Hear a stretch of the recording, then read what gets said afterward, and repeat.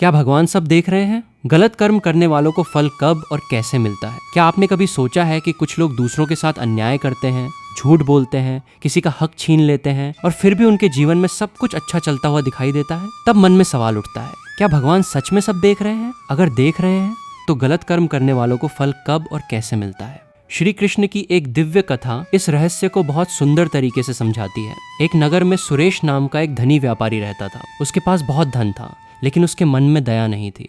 वो गरीबों को कम मजदूरी देता, जरूरतमंदों से अधिक ब्याज वसूलता और अपने लाभ के लिए झूठ बोलने से भी पीछे नहीं हटता था। लोग उसके व्यवहार से दुखी थे, लेकिन कोई उसके सामने बोलने का साहस नहीं करता था। एक दिन एक गरीब विधवा उसके पास आई। उसने हाथ जोड़कर कहा, सेठ जी, मेरे पति के जाने के बाद मेरे पास आय का कोई साधन नहीं है। कृपया मेरे ऊपर लगाया हुआ अतिरिक्त ब्याज माफ कर दीजिए। सुरेश हंसकर बोला, दुनिया भावनाओं से नहीं, पैसों से चलती है। अगर पैसा नहीं चुका सकती तो अपना घर मेरे नाम कर दो। बेचारी महिला की आंखों में आंसू आ गए।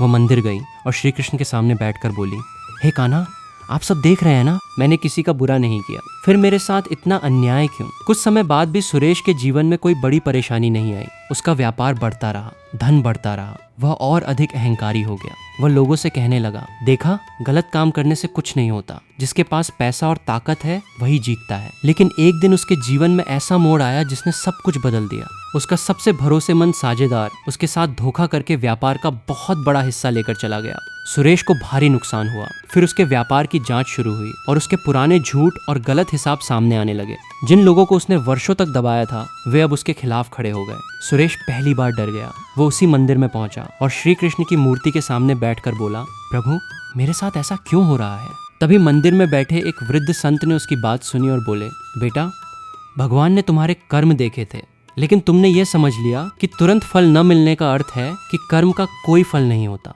सुरेश चुप हो गया। संत ने कहा, बीज बोने के बाद फल आने में समय लगता है, उसी तरह कर्म का फल भी अपने समय पर आता है, कभी तुरंत, कभी देर से और कभी ऐसे रूप में जिसकी मनुष्य कल्पना भी नहीं कर सकता। सुरेश की आंखें नम हो गईं। उसने पूछा, क्या अब मेरे लिए कोई रास्ता है?